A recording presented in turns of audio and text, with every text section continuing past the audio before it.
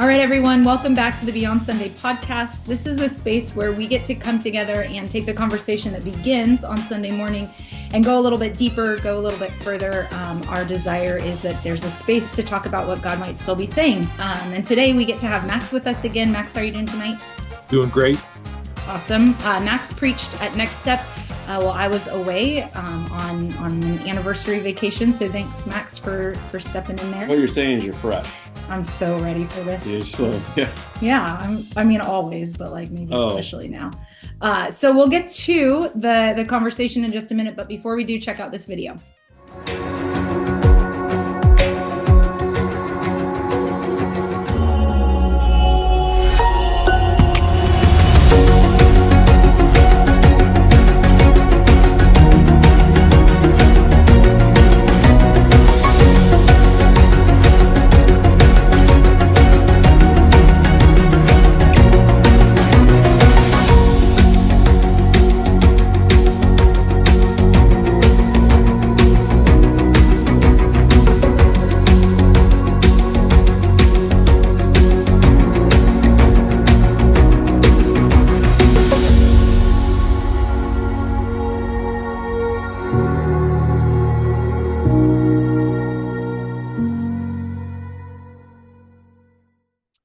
All right, welcome back, everyone. So this week, Max, why don't you tell us where we were at or what the big idea was in this Walking with Jesus formation series?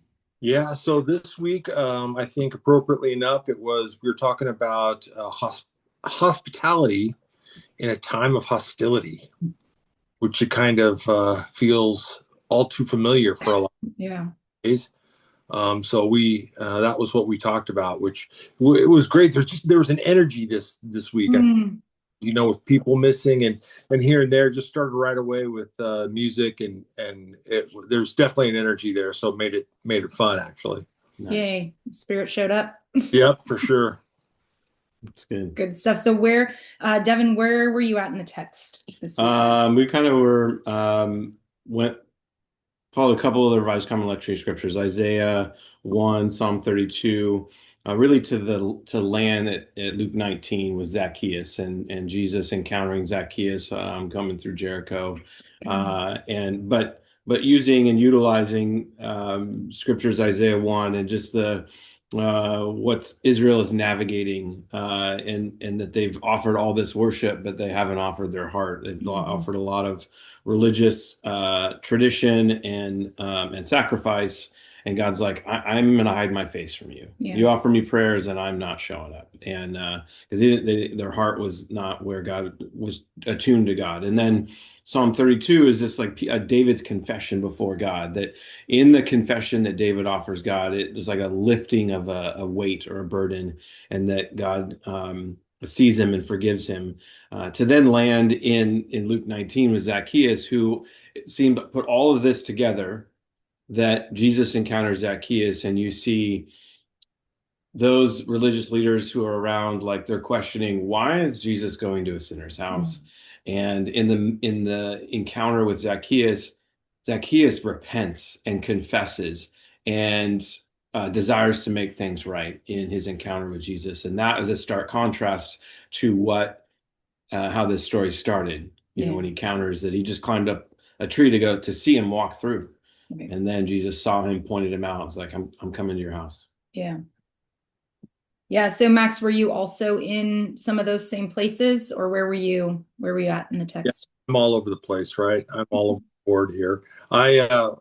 So I actually, when I start trying to I start with the title of hospitality. So I look up literally, in my different scriptures and stuff, hospitality and the words hostility. So I actually started in Romans. I danced around in Romans a little bit around chapter 12 with share with the Lord's people who are in need, practice hospitality.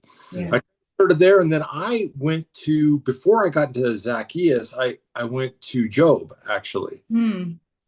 Because just, as I was kind of praying and going through this, there was a part where Job says, but no stranger had to spend the night.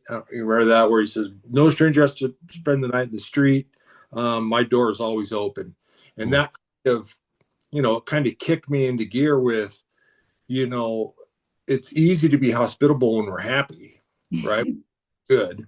But to live a life, to be hospitable, to make being hospitable a priority.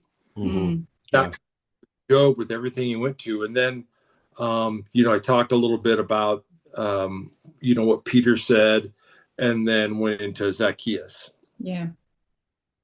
So good. And again, like you just said, what I found with Zacchaeus, I was reading that, and then on the way in the morning, Sunday morning, I was going in there and I was thinking, okay, you got Zacchaeus, where you talked about he repents, right? That is a change of heart, right? Because he was a bad dude, really, right? He was a chief tax collector, right? He was not thought of very highly. So could you imagine in today's day and age, Jesus coming and going into pick somebody who's not very well liked in the news?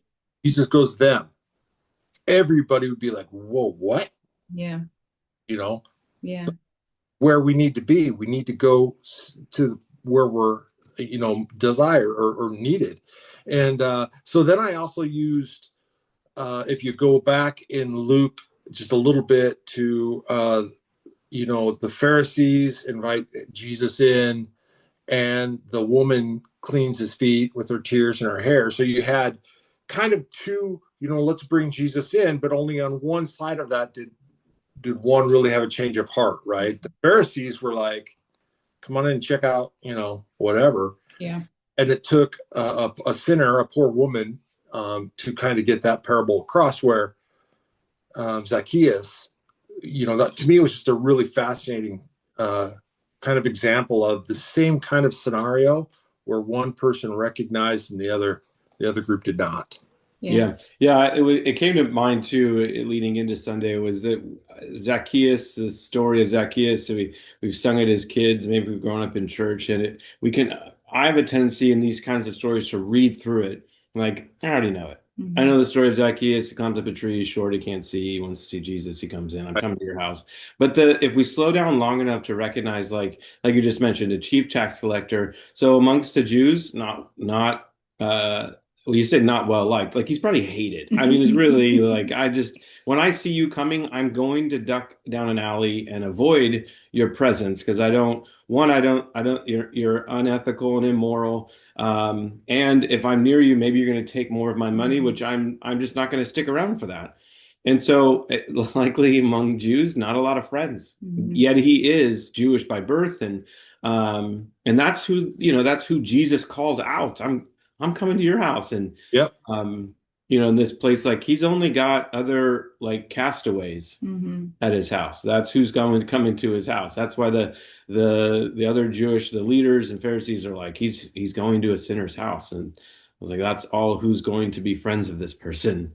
Because likely they're getting a cut of whatever. Like, if we're friends with you, maybe you won't take as much. But again, like, even the moment where Zacchaeus is in the house and is like, I am, is offering restitution, because of, Jesus is like, salvation has come to this house, but he's offering to pay back 4 times as much, half of his possessions. And if I don't slow down long enough, I can think like, that just seems like it might just be off the top and it won't hurt. Right. But a deeper dive and looking at it, like, actually this is going to cost him. It's not just like, oh, this isn't a big deal. I've actually have so much. Like, you have $1 billion, a million, and still going to have, quite a bit of money. Right. But this is a significant amount, a significant portion where he's like, okay, I want to pursue righteousness, and I recognize I haven't. And that's the confession piece with him. And that then comes with this restitution and generosity for hospitality. I also think that it's funny that this one comes on the heels of Halloween, right? Halloween was a few days prior to this last Sunday, where we were offering hospitality in a culture of hostility. And my neighborhood fills up in Halloween. Lots of people come out and they're going door to door, and row or street after street after street. And it was not a great night weather-wise. And yet we still had masses of people coming We open our home for Halloween. People come over and have some hot soup and hot cocoa, and people stay for a little while, then they continue on. And it took a 3-year-old to out on the porch, like, hey, they're coming, let's get ready. We're welcoming people as they come to get their treats and whatnot. But that moment, and I shared it on Sunday, that moment was, I need reminders to know what this kind of hospitality looks like. Yeah. And it took a 3-year-old to remind me, here's a way this hospitality looks in the world. Yeah. I think also with the story of Zacchaeus is one of my favorites, because I just think the level of hospitality that we see Jesus offer to Zacchaeus. So the transformations Zacchaeus goes through, and then the way that the restitution, the generosity, and even so then out of that, there is this like hospitality kind of piece that we see in Zacchaeus, but it's first modeled in Jesus. And it's in such a, I did a series on this like a number of years back, but in it, Jesus essentially is answering questions that if we can answer these, if we pause long enough to notice these or to ask these questions of somebody and be able to answer them, it creates a space that says like, you're welcome here and you're wanted here, right? And so he knows Zacchaeus's name. He recognizes like, I know who you are, I know what you've done, but I also know like what you can do. I see the potential in you. That's a reason I'm willing to like stop and call you out and desire to spend time with you. And so there's something, I think for me, even in this story, like hospitality can look like so many different things, because we think hospitality, and a lot of times we think like, is my table set well? Do you have I fed you well or whatever? And it can look like that, but it can also look like me pausing long enough to have an interaction with somebody that even tonight, just when I got here, we were at your son's basketball game. There's people everywhere. And even two things that come to mind, somebody who I know marginally comes over, Sarah, and is like, oh my gosh, hi, Shay. And I'm like, I can't believe you know my name. And there's this moment of like, I mean, we've had a few conversations and interactions, but in that moment, I'm like, oh, that's so great that you know my name and that you remember my name. And then another girl was there from here that goes to youth here, and she came over to me 3 or 4 times and gave me a hug, and we have this conversation. And there's something in that of like, I got to show hospitality to this girl tonight, and she's, her story is not everybody's showing hospitality to her, but in that space, I watch her face light up, and she goes, "Oh my gosh, it's so good to see you!" And like, are you still going to be here Sunday? And we get to have a conversation where I get to give her a hug, and in that moment, like I didn't welcome her to my home, I didn't feed her a meal, but I do get to know her name and I do get to know her story. And so there's something in what Jesus models in that's like, hey, even you said at the top, Max, this like, am I going to live in such a way that like I actually embody hospitality in whatever space I show up in? And then I'm looking for the opportunities to like let somebody know, hey, you're wanted and you're welcomed. You matter. Am I bringing that energy? And we'll use the word hospitality day to day, right? It's a welcoming kind of a, no matter where I'm at, what kind of a vibe, if you will, do I put off, right? When you said that, Zacchaeus, I was the same way. I was thinking, I knew the story, and then you kind of picture this, cute little guy in a tree. Hey. Do you think that he's fat? Because in every story ever, like every picture, I always draw him like short and fat.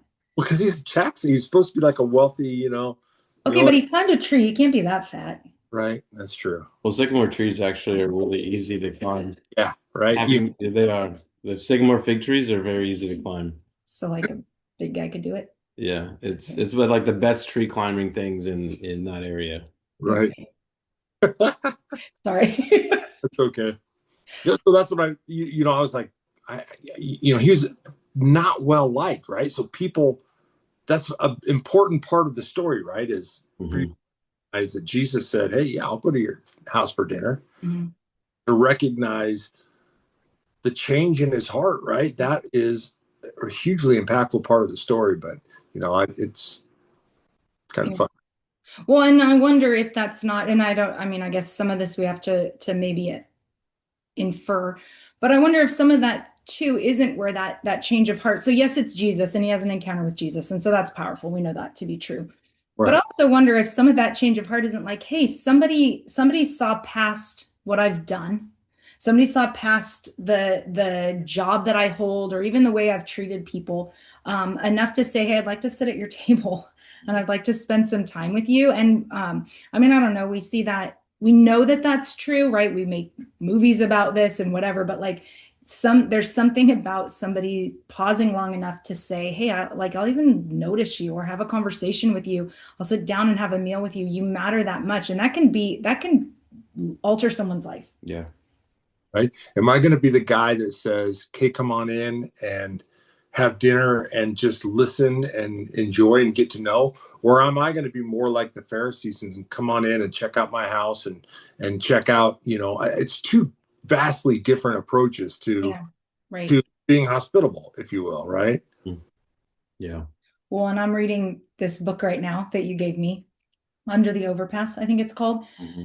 So Max, it's this book, this guy and a friend of his, they're college students. And then they have this strong conviction of like, essentially not having any context for what it is to actually be in need, to live homeless, or to have that level of need. And so one of the things he talks about in the book is like even driving to hear a sermon where people will tell you like you need to care for the poor and whatever. And he's like, we drive 20 minutes past poor people to hear about how to care for poor people and then drive home. And so this whole idea, and so what they do is they spend 5 months, I think, living on the streets. They leave everything that they have behind. They take guitars and a backpack, and that's it. And so it's like their journey and their encounters. And I'm only like maybe halfway through. But it's just fascinating and convicting, I guess, because there's even what we're talking about right now. There's something about, and maybe this is the piece landing for me. There's something about hospitality that ties into even just noticing. Do you notice? Because we're really good, I think, at shielding or guarding our eyes or our focus, right? And so there's something, all of Jesus's ministry, he's noticing the people and the needs around him. And that's true for Zacchaeus too. And so that hospitality comes from, or it starts with a willingness to notice, to have our eyes open and to be aware. And that's what, in the book, they talk a lot about that, like just how invisible or how much people avert their eyes and don't notice. Mm-hmm. Yeah. Or only looking for the things where they're like, I'm comfortable with that. Mm-hmm. So that's a place I can say yes to. Yeah. Yeah. Yeah. Go on. As we bring this to a close, what is the Kairos from Sunday? What's God still saying or still stirring within us? And how is he inviting us to respond? So for me, it's hospitality as witness. That was one of the things that I had in my notes, and just has continued on. Again, I think the example during Halloween and this 3-year-old of like, they're coming, let's come on, let's get ready, let's go greet them and meet them before they even get to the door, and the joy and the exuberance that was expressed in this little toddler. But that, using hospitality as witness, like if I have that kind of joy and excitement to welcome others in, whether it's a hug at a basketball game, or just like I know someone's name and I meet their gaze and I'm like, hey, I see you. Or if it is something as much as, at the home and sitting around the table. But do I see this as an opportunity of witness of the goodness of God, witness of him welcome me into his presence. Mm-hmm. And so that's the Kairos for me, of in the spaces that he's called me, and maybe not even the spaces, maybe it's just internally, how am I in saying yes to Jesus and living and orienting myself? Is my hospitality being a witness and a testimony to who God is and how he's welcomed me in? Yeah. That's good. Well, like witness, my Kairos, I would say, would be just because really a lot of this kind of came to me as I was driving to church, is in hospitality is the giving part of hospitality, and not just a